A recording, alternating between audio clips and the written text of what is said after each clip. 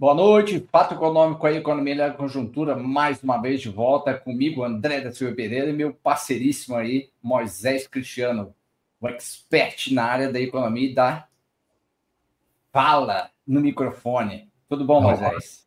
Tudo bem, tudo certo? Contigo, tudo bem?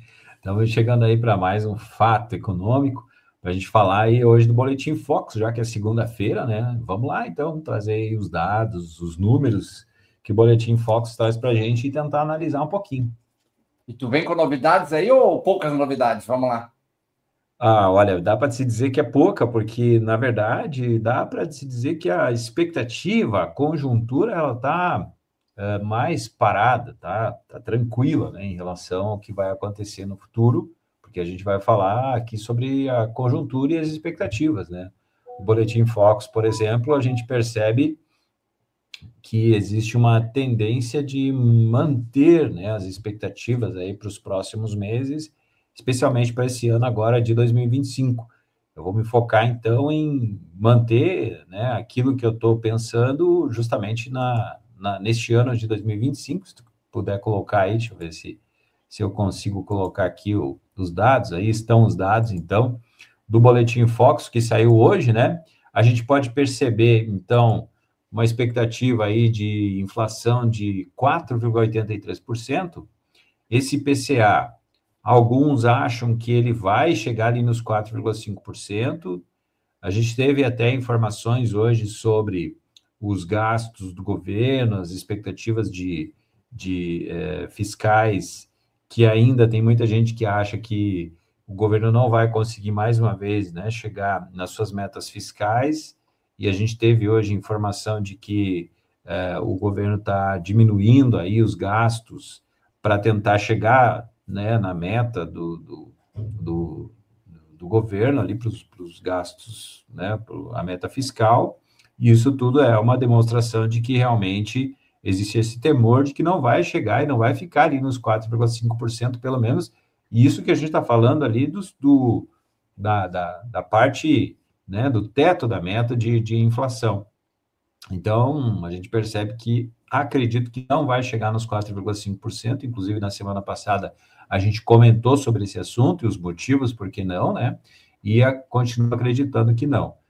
Tanto que na semana passada até pareciam que tinha alguns motivos de expectativa positiva em relação ao IPCA, mas note que ficou no mesmo patamar de expectativa da semana passada, 4,83%.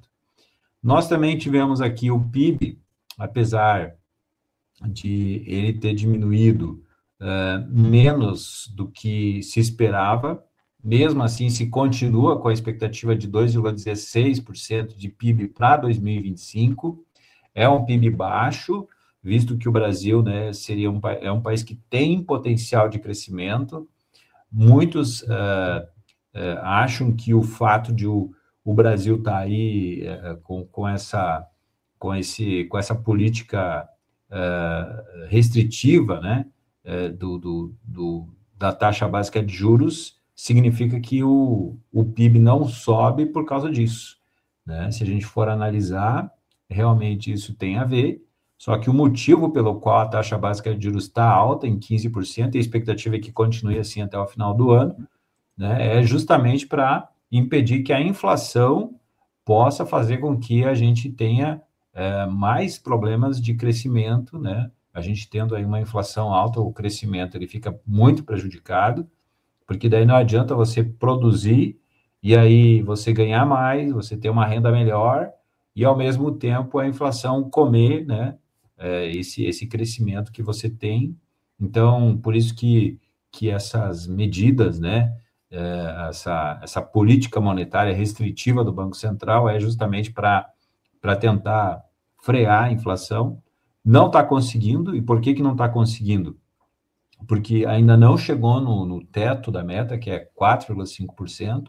Todas as avaliações do Banco Central para manter, inclusive na semana passada, manteve em 15% a taxa básica de juros, é justamente porque está muito longe, né, a inflação de ficar dentro da meta de 3%.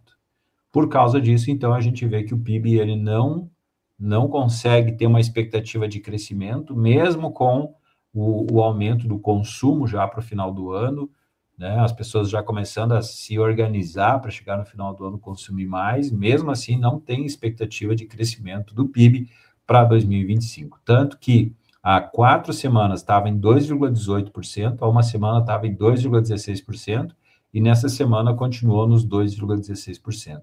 Isso é uma demonstração de que não há perspectivas de que a gente vai ter um crescimento expressivo do PIB, apesar de que muitos acham que isso pode acontecer, mas a gente, inclusive o governo, né, tem expectativa de crescimento de 2,5%, mas acredito que não chega nisso, justamente por essas questões que a gente acabou de falar.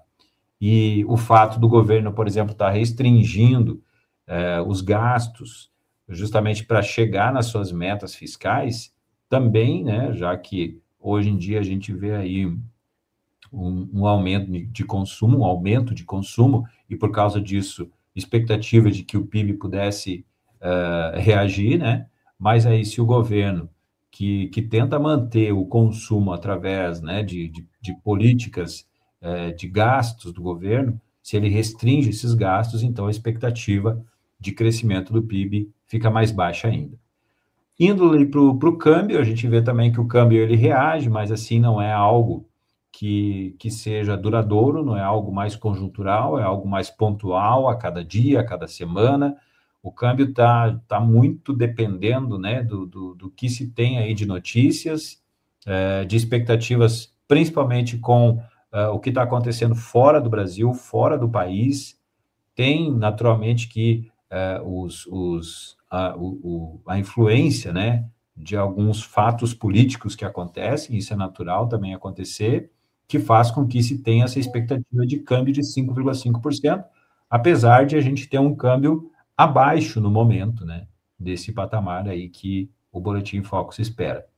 E a taxa básica de juros em 15%, antes da gente ter, na semana passada, a manutenção nessa taxa de 15%, existia até uma expectativa de que pudesse começar a cair. Não sei se tu lembra que no início do ano a gente falava justamente das expectativas de que ia chegar até passar dos 15% a taxa básica de juros, e depois a tendência seria começar a cair, mas tu vê que agora as expectativas é de que isso não vai acontecer, justamente por causa disso. Um resumão que a gente pode fazer. Nós não chegamos nem no teto da meta, o Banco Central ainda vê dificuldade de ancorar, né? Estão desancoradas as expectativas de inflação, e por causa disso, então, a gente vê que a taxa básica de juros, além de continuar agora, ainda a expectativa de que continue nos 15%, André. Então, um resumão que a gente pode fazer dessa tua leitura do Focus é um PIB mais fraco para 25 e 26, uma taxa de inflação em queda, mas não converge nem para o teto da meta, né? Para 25, talvez em 2026, ali perto de 4,5%, mas longe ainda do centro da meta de 3%, e o câmbio ainda é influenciado um pouco pela entrada de dólares via Bolsa de Valores, né? Aquela tarifação do Trump não deu assim um fantasma tão grande no câmbio quanto muitos acreditavam que ocorreria, né?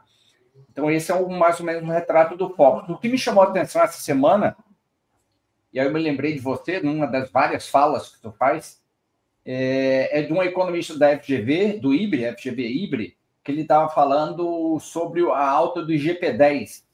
E no IGP-10, o que veio destoando dos últimos meses, assim como o IGPM e o IGP-DI, que foi a alta do preço ao atacado, IPA, né?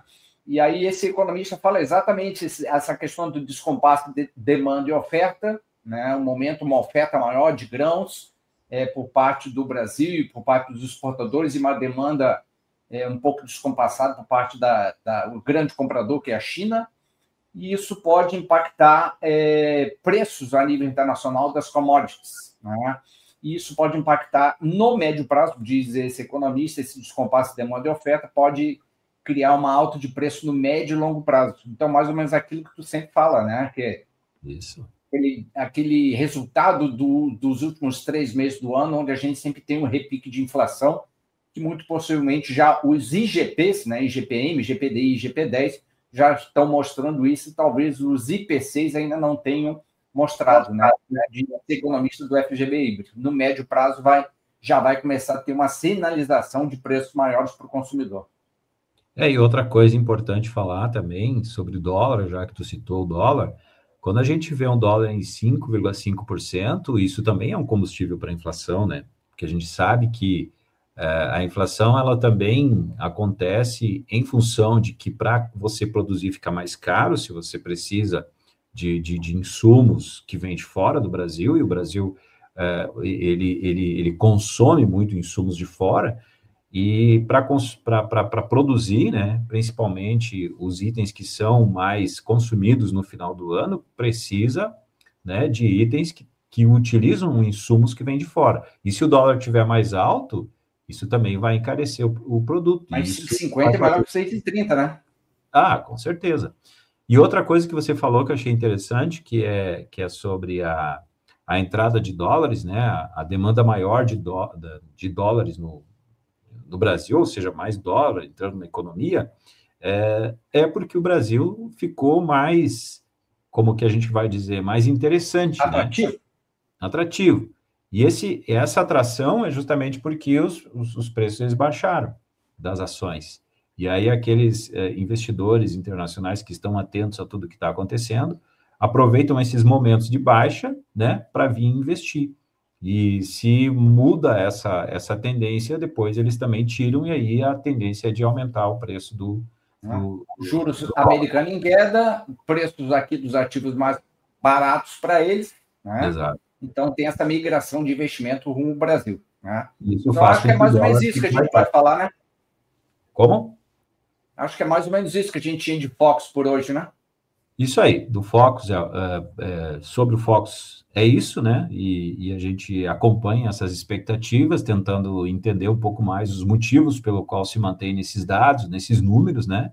E naturalmente que vamos continuar acompanhando aí, trazendo as informações e as análises para a gente aqui no Fato Econômico, André.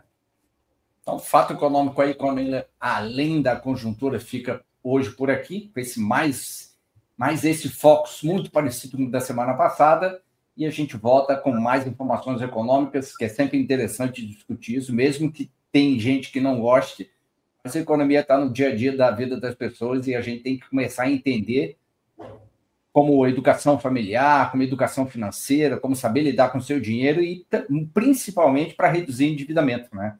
A gente sabe que o endividamento das famílias, das empresas, das pessoas está altíssimo para esse segundo semestre de 2025.